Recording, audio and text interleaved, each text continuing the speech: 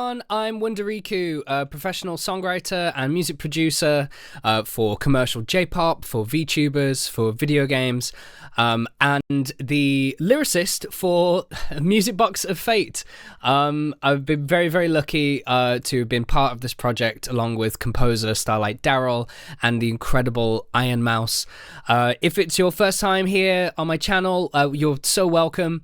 If you're into VTubers, you might recognize some of the music that I've done for Hololive, like Chikutaku, Amelia Watson, Astro Girl, Sukumo-sana, for Ina, for Gura, and also lots of other indie VTubers too, and some songs that I've done for Hoyoverse with Honkai Star Rail.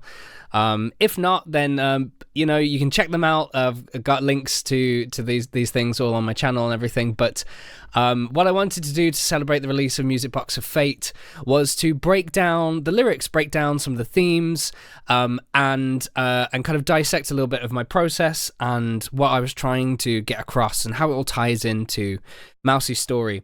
So before we get into going through the video scene by scene and lyric by lyric, I thought I would show you this. This was the planning document that I made that I sent as a kind of pitch for what my idea for lyrics could be to Daryl and to Mousie for them to have a read.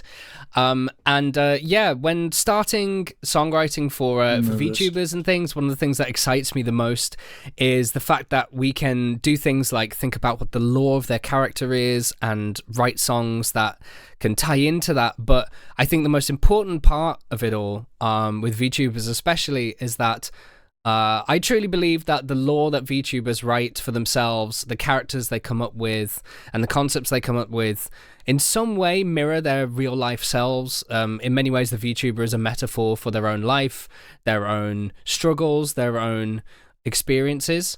And I think none of that is more true than with Iron Mouse, I truly believe that the lore that she came up for herself is a powerful reflection of her own life experiences. I'm not going to get into too much detail about Iron Mouse's backstory and her lore right now. It'll kind of come up as we go along through the video a little bit. But if you're interested, Mousie has a bunch of videos on her channel for her lore, for Booby's lore, and also, of course, the Iron Mouse Unleashed OVA that Daryl also did the score for. So if you're interested in learning more about who she is and all of that kind of stuff, then by all means go check them out. But let's have a little read through this document. So I'm going to do my best British narrator voice. Here we go. Seeing Satanael take root on Earth, the forces of heaven decide to initiate the rupture, the destruction of heaven, earth, and hell in order to rebuild it all in their image. As stage one of their plan, they initiate an assault on hell to take it back from Mousie and sensing something is wrong, Booby returns to hell only to be captured by heaven's forces. Alone and outnumbered, Mousie prepares to take on the forces of heaven in order to save Booby and the world that she and her friends hold so dear.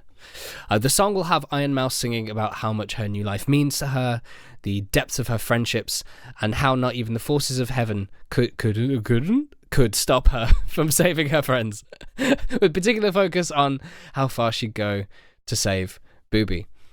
So that was the... I want to see if I can ask Riku for a copy of this document. If he'd be willing to share that. Obviously, that might be a bit too much. Give me a second. The kind of lore backstory that I came up with really is a framing device for these themes that I wanted to explore. So this is more like what the song actually means, the emotional meaning behind the song, and the kind of the real life stakes involved. So, Booby I was kind of using as a stand-in for Connor, Sea-Dog VA. They're absolutely unrelated from one another. It's a complete, coincidence. I just thought that, like... I appreciate the commitment to the bit. metaphor works, so obviously no relation whatsoever. But basically, I wanted this promise in the song that Mousie would go to hell and back again for him. As something really powerful, because we've seen Connor kind of show that sentiment himself towards Mousie through all the massive like fundraising events he's done, the charity events he's done, cycling across the whole of Japan, like essentially, suffering to some extent, to help Mousy, to help the Immune Deficiency Foundation. And I kind of wanted to write something that showed Mousy in that position, doing it for Connor. I think in real life, it's obviously a lot harder for her to do like these big, grand kind of gestures of friendship.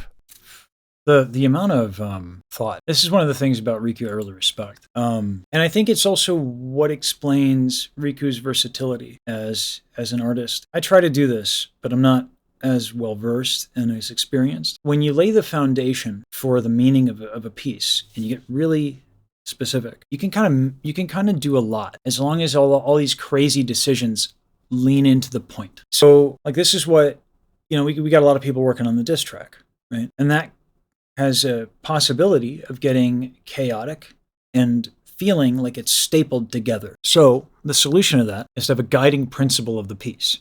What is the piece doing? What is it about? And then everyone kind of plugs into that. And if you understand the pieces that you're working with, in this case, the pieces are people, just a bit more complicated because people are complicated and involved and deep. But like, we want to highlight Yuson. Well, we got to have like rock vocals. Okay, how are we going to do that, right? That becomes confusing and possibly intimidating unless we reframe it. And yeah, I'm going to be at off guy. But let's, like, if we reframe it, what's this piece about? In order to keep the diss track grounded in something that is a respectful tone, the piece has to be about something positive for Mono, which is to say Mono's so deeply talented and treasured by a lot of people that just to rib him, we need the Avengers to assemble, right? So that's the bit. That gives us focus. So if we have Yuson and rock vocals. Now the question is, in the music that we have, where would that aesthetic and all of that fit in the best for that purpose? Now that becomes much easier to make decisions around. And the same thing informs Michi, the same thing informs my performance, the same thing informs the Requiem arrangement that will start the piece, So everything is coded with that. Then it's really easy. And then it doesn't feel like it's paper mache. So this work to ground every decision is really important to do. The more moving parts you have, and it gives you a lot of liberation in terms of the decision making. This is what I'm also trying to teach the Tamabajis, where people are getting really precious about every single decision when in reality we have hundreds of decisions to make. So we have to simplify the decision making process because we have a deadline, right? So what are we doing? You can focus on line by line by line, but to what end? Don't make the one line, don't lose the forest and the trees. Did something that felt like a big grand gesture of friendship. And, in the song, I wanted to also show that this is a bond beyond love that only soulmates can share. And I truly believe that soulmates exist not just in a romantic sense, but in a platonic way too. And that was a really important thing I wanted to show here.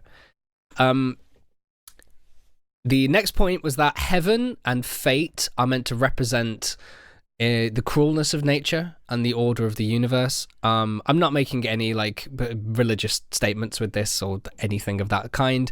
It's kind of built into Mousy's lore, really, with Satanael being following the trope of the angel that rebels against heaven and is kind of sent down to hell.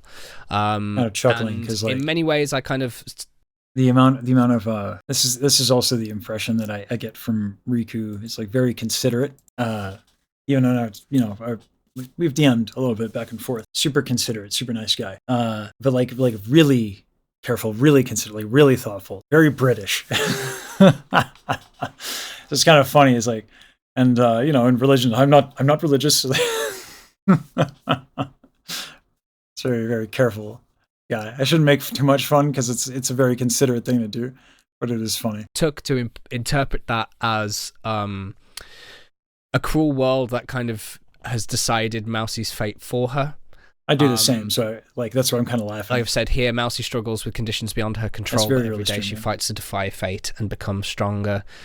They've put her in this prison box in her lore video, and threatened to take away everything that she loves. So yeah, that's the kind of parallel here.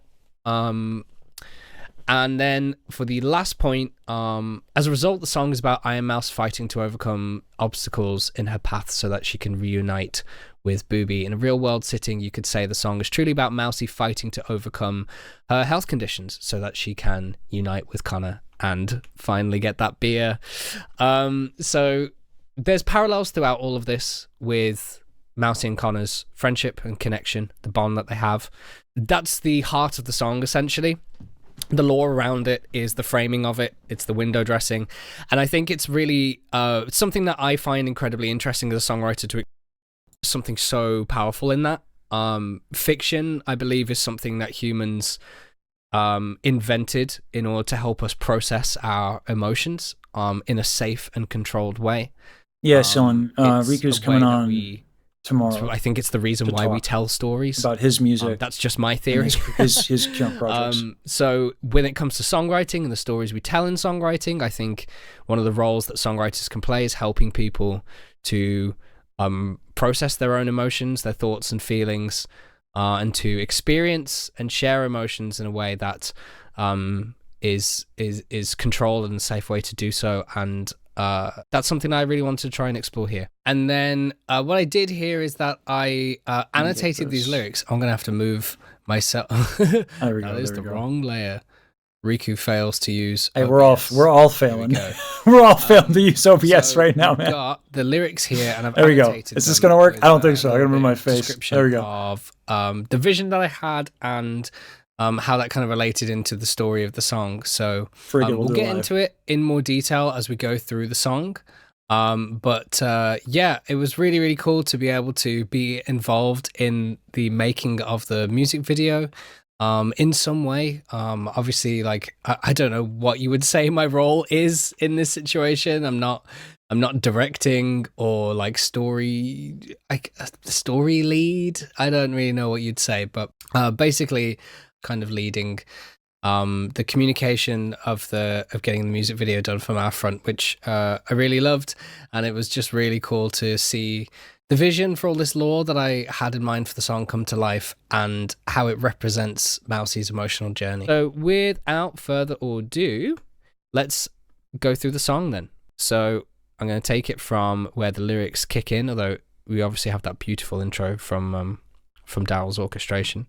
So yeah, let's kick off Music Box of Fate.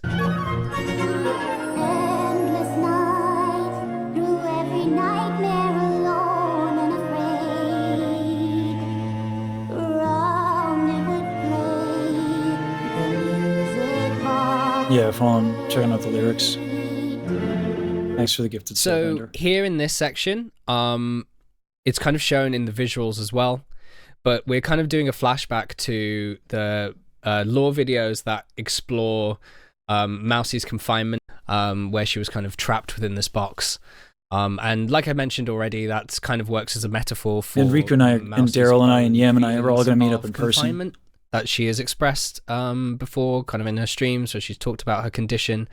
Mousy has CVID, which is an immune deficiency disorder, and it, for many years of her life, left her bound within her house, bound within her room, and even bound within her bed for long, long periods of time. So, this kind of works as a metaphor for that, and endless nights, through every nightmare, alone and afraid. Mousy has spoken before that before she started becoming a VTuber and started streaming, she was very much isolated and felt disconnected from the world. So that's kind of what these lyrics are setting up. It's a little bit of that backstory. And then round it would play the Music Box of Fate. I've talked a bit about what fate means in the one sense of it representing the things that are beyond Mousy's control, her condition, and all these things that have been decided for her in her life that aren't her fault. But also, there's another meaning to the music box in this song, which we kind of get into a little bit later on. But essentially, I had this vision that the way that Mousy and Booby can kind of communicate to each other across these distances is through this music box, and there's this music box melody that plays out to Mousy. We'll kind of get... So this is like a cool little piece of lore here that Riku has actually a platinum credit as a musician. This is one of the two tunes that Riku worked on. Yeah, for sure, Bugs. So I'm not going to watch a lot of this because I can't comment too much on the music. Because it's not a genre that like I'm really well equipped to do commentary on. This is Kid Phenomena, and the music It's Unstoppable is the name of the track. So what's crazy with Riku is he'll do something like that and then do like the lyrics from Music Box of Fate and also do stuff with like HoloLens and like every time I think I get, we already saw a method. And this is something that Riku worked on as well. Was this more recent project of his? Guys, where's Miku? She's supposed to be on right now. I can't get her. This is Everyone, Miku, she's... the concept for this is that they wanted to do like a Disney villain song. Oh no, we're too late. Some people want all the power in the kingdom. And the Vocaloid stuff can be challenging for me to follow. For diamonds and fine art. But the truth of this glitch, I've got one scratch to itch. My desire to acquire your heart.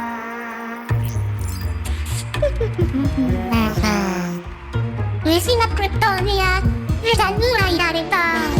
Put your hands together for the queen ruler around. Queen Akina, ready. I do love Riku's penchant for big band. Kid Phenomena's J-pop. Gotcha. Yeah, it was #1 on the Japanese charts apparently for a while.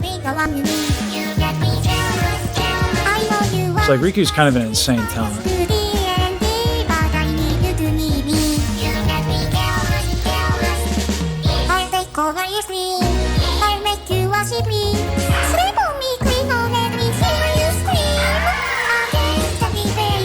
You can hear the kind of the Disney progressions in this.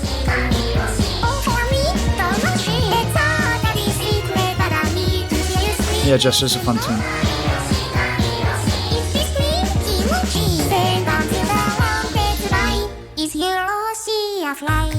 Gold is everywhere. There's no way to contain it. Hey, Riku, I know you shoot you.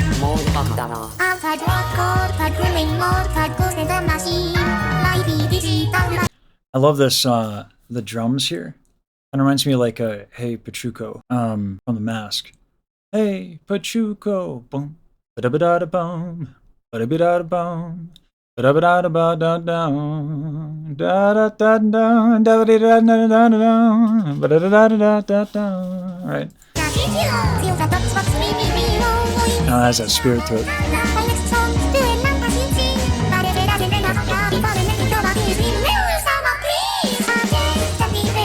This is another thing.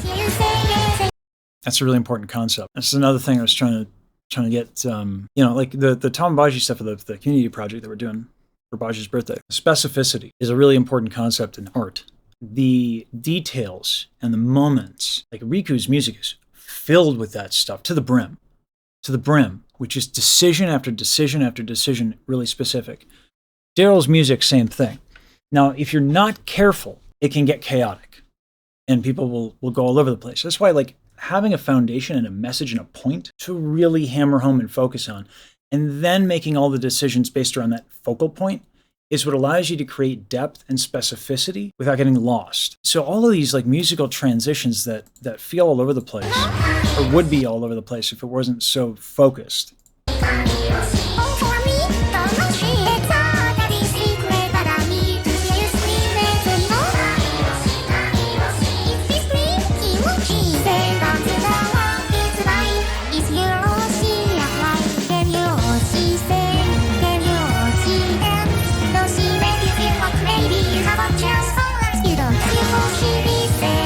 Yeah, and then they did, this is the other thing with Riku, and it's actually why I fuck with his work. It's the same reason I have respect for Baji and Michi and Daryl.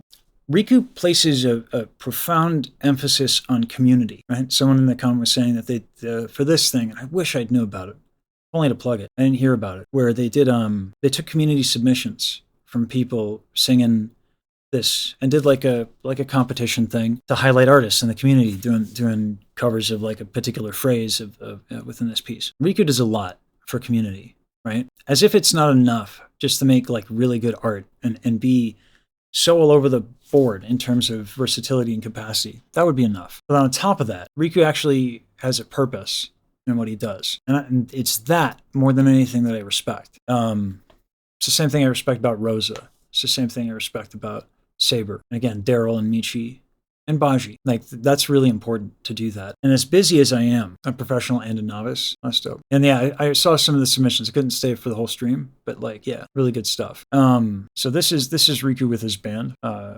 Big Band of Boom, which is a fun name.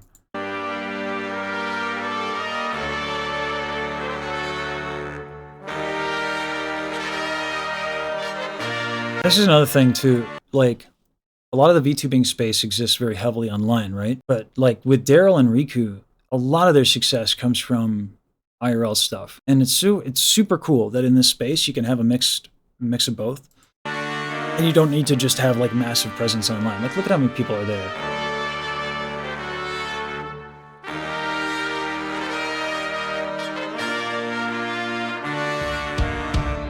Something's tearing me down, and I can't help but feel it's coming from you.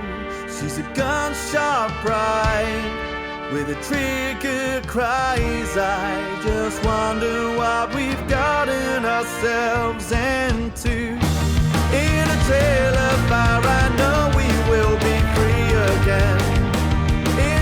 This reminds me a lot of like third wave ska, which I'm a big third wave ska fan. What's today's kidneys count?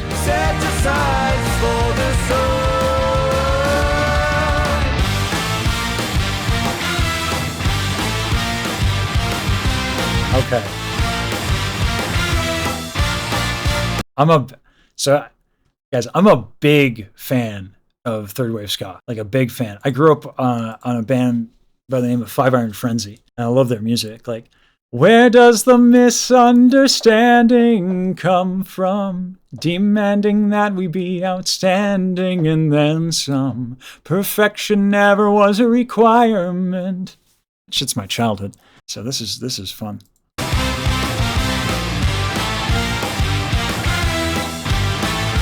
Also, that there's like metal elements. Let's go.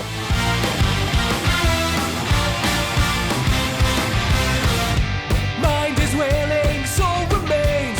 This woman cannot be saved from the trail into the fire. Mind is wailing, soul remains. This woman cannot be saved from the trail into the fire. Yeah. Listen. When Bajru said I was a super loser, yeah, I like ska. Bring it on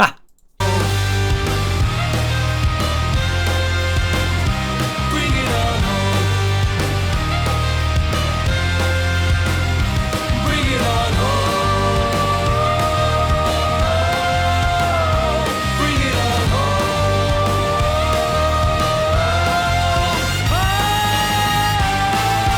Thanks, Chester. Appreciate you agreeing with Bashi.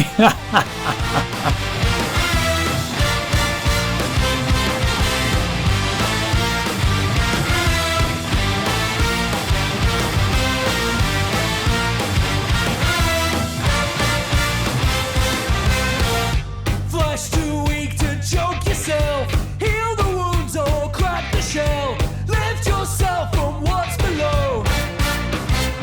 I agree, Hodge Podge. This is good. Flesh too weak to choke yourself. Heal the wounds or crack the shell. Lift yourself from what's below. Right. This is what would be challenging to do. So let's have a hypothetical, right? Let's actually add some value here. Let's say I'm helping Riku with his singing.